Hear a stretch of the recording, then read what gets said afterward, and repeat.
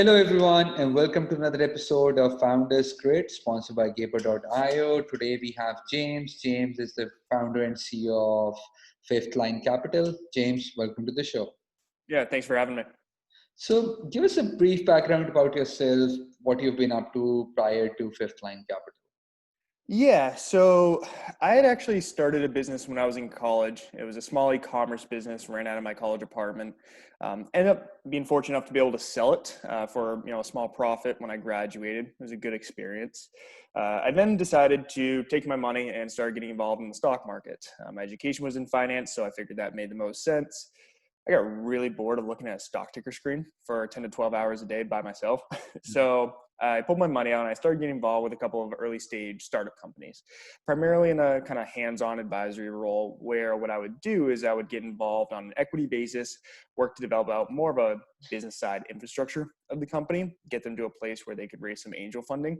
And then as the funding would come in, I would essentially rotate my shares out and liquidate them, and that's how I would receive compensation. So, that's how the original business model started. Full disclosure, I did have a quote unquote real job for about 2 days selling mortgages before I decided it really wasn't a fit. I decided then and there I need to do something more independently on my own. So that's when I started getting involved with advising with the startups. That's sort of how the business model developed initially. I always knew I wanted to, work with startup companies and build and grow something. I realized it took a lot of capital and I did not have, the right capital pool at the time. So that's how I was able to start working with some of the early stage companies. And that's how our business model initially developed. So, a few years ago, we started, more of a fee for service advisory model, focusing primarily on angel and, some pre-seed stage companies where they'd raised some money, but they were still in the earliest stages. And we primarily focused on outsourced CFO and other financial services to the companies for a fee. Okay. So one of our companies that we're working with very shortly after we got engaged got to the point where they were raising a Series A. And along with their Series A, they raised this thing called venture debt, which I had no idea what it was and, how it worked. So what we ended up doing was, building out a model to help them raise the capital, and they had worked with an advisory group to help them raise the capital. So what we saw was this was an opportunity for us to get involved and offer this as a real service to companies at a much later stage. So that was, between 2.5, 3 years ago. We actually ended up shedding the other business model offerings. So the other fee for service offerings, we stopped the advisory business model and started focusing, full time on, advising growth stage companies on sourcing and structuring various forms of venture debt financing. So that was our focus through a good chunk of 2018 and 2019. And then our plan, going into 2020 was to really develop out more of a direct equity investing model using our own capital. And that was our plan going into 2020. We had made our first investment in late 2019, and we had a couple more lined up for Q1 of 2020. Yeah. And that leads us to, the COVID pandemic. So, interesting Q2 and Q3 of 2020. Apparently, the whole world has gone through its own learning curve. So when it comes down to the startup space in March, April, May, I remember there was a lot of articles going on, or even the VCs, the venture capital, were rethinking their investment thesis, right? So they're like, okay, which space to evolve? The LPs were putting pressure on them. Telehealth was certainly springing up. But now I believe the world is going back to normal, especially the startup ecosystem is going back to normal. And if you look at September numbers, things are going back. So what are your thoughts? How, and especially when it comes down to how the thought process has evolved in the last 6 months? Yeah, so it is interesting, and we're fortunate enough to really deal with both companies at various stages, everything from privately held startups with no outside funding to companies that have top tier VCs and have raised, hundreds of millions of dollars as clients. And we also, so from that, we're able to get a good sense of how the equity investors at a much later stage than what we're able to look at, how they're putting their capital out, putting their LPs money to work. And also on the venture debt side of things, how lenders are looking at it. It's all very different mindsets. I think what happened in March and April was everyone thought it was 2008 and 2009 all over again. They thought the global economy was going to come to a complete standstill. Everyone was going to be defaulting, but I think what people learned very quickly, primarily the funding sources, whether that's equity or debt. And I'm not talking about banks. I mean, private lenders. Everyone has records amount of cash still that they raised over the past few years. Luckily, lenders and investors, they make money when their money goes out to companies. They can't make, so they're more motivated to put their money out. Yes, for a couple months, we saw everyone really kind of pull back, focus on their portfolio, see how things were playing out. But what we've seen is over the past several months is, companies figure out how to streamline costs. So having, 30% of your headcount not doing anything and just on a bench on an as needed basis isn't necessary. Burning ridiculously, counting on capital coming in from investors isn't really the goal anymore. So companies have been able to streamline their costs while still hitting their growth metrics. And then funding sources, they realize they need to put capital out to put it to work. Luckily, things like PPP and other government funding sources have been able to help companies stay afloat. There are certain areas, hospitality is still pretty out of favor with a lot of investors and lenders. I'd say lenders more so. Equity investors for companies that have proven out that there's a real market need, and this is truly a once in a century event that has nothing to do with a poor business model or lack of need. It's just something that happened that was unforeseeable, but it's still a valid company. We have companies that they went from doing 12 million a year, all in recurring revenue, to top hotels and restaurant chains to zero just because they said, look, we're not making money, we can't pay you.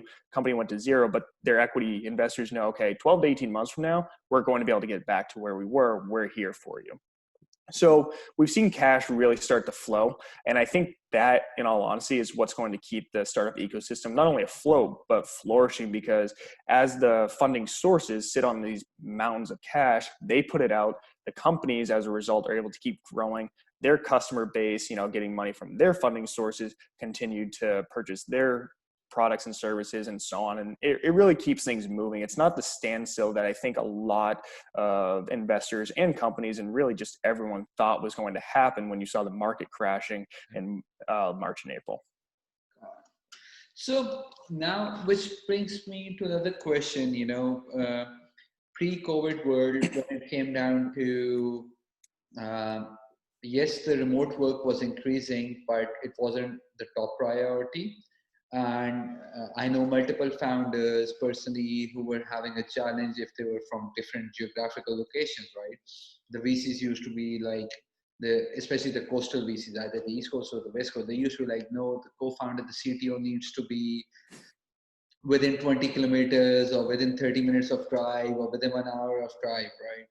But now, because of this, many the co-founders, they've kind of like, some of the people have just gone back to their home countries, in Latin America or Eastern Europe, right? So do you think the shift towards from the VC's perspective, from the investor perspective, will they become more and more receptive towards having global founders? So as in how, these investors will view having a founding team spread across the globe? Is that the question? Yeah. So I think they're going to view it a lot more favorably than they did before. I'm a big believer in there's no replacing a face-to-face meeting or face-to-face collaboration. It does need to happen. I think, 100% remote work across the board, and from now on, I think it can stifle some progress in some ways.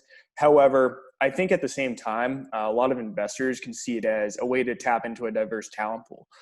We've had these tools like Zoom for, however long we've had them, these different collaboration tools, but now they've become essential.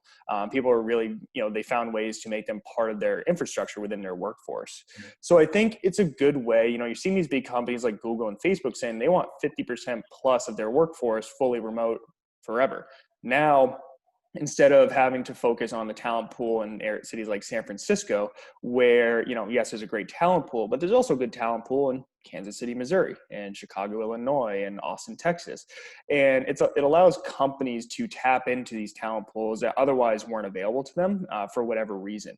And that's everything from a big company like Facebook to a small startup where, right now, for example, some of the, employees that we're looking at bringing on are based across the country, and before that wasn't really a thought for us.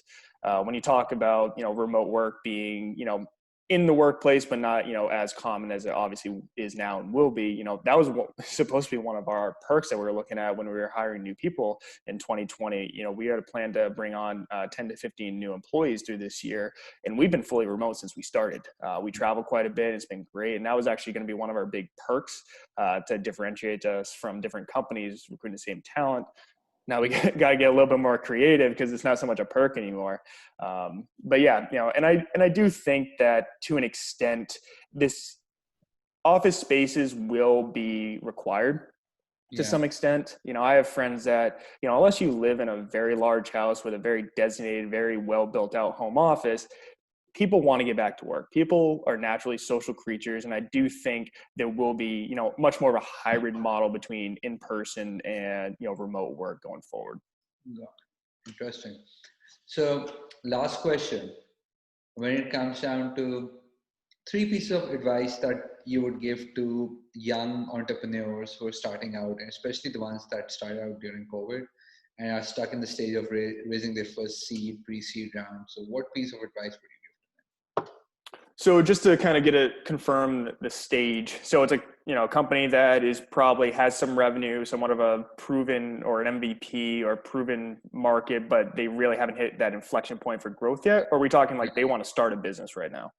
No, the ones that have already started. They have figured out the end. Yep. So the biggest thing is be persistent. They're, like I said, funding sources need to put money out. They're not going to stop like everyone expected. So be persistent, be creative in how you're getting a hold of these guys. It's reaching out through email, LinkedIn, things like that. That's, more common at this point because you're not going to bump into people at a conference anymore. You're not going to be able to track down someone, in person at this point. So various forms of virtually connecting with someone is very useful. I think for company, if you're just starting out, and you're looking at raising your $1 to $3 million round to really grow, and you had expenses built in on, around that, look at how you can cut those expenses. I think one thing we've seen across the board are companies are realizing the aggressive burn model, which was falling out of favor over the past couple of years, is really out of favor now. Burning and raising is not a valid business model anymore. Be frugal with your spending, spend what you need, have capital and reserves, and be ready to, capitalize on various growth opportunities that cost money, but you don't need to be burning $1 million a month like we see some companies have done, and some are still doing. So I would say those are 2 pieces of advice. I guess a third piece is understand that this is a temporary situation. COVID is not going to be a forever thing. People adapt. I think we've seen that people are already adapting quite a bit. Restaurants are back opening in a lot of the country. People are adapting their lifestyle. People are adapting their work style. And, the biggest thing is, if your business model was built around something that, it may not be a need anymore, but your product still has value, figure out how you can adapt. Figure out how you can pivot. Maybe your similar customer base, isn't there anymore in the same way. How can you still add value using what you developed to a similar customer base or a new customer base? Just because something that you might have started, didn't really work out because of a once in a lifetime event, it doesn't necessarily mean that's your product and there wasn't a fit. It just means that things have changed, and the good products and good founders figure out how to adapt. True. James, thank you so much for being on the show. Thanks for having me. It was great having you. I'm pretty sure we could have talked for another 20 minutes, but my marketing team tells me I need to keep it within 15. No problem. Yeah, I appreciate the time. Thank you so much.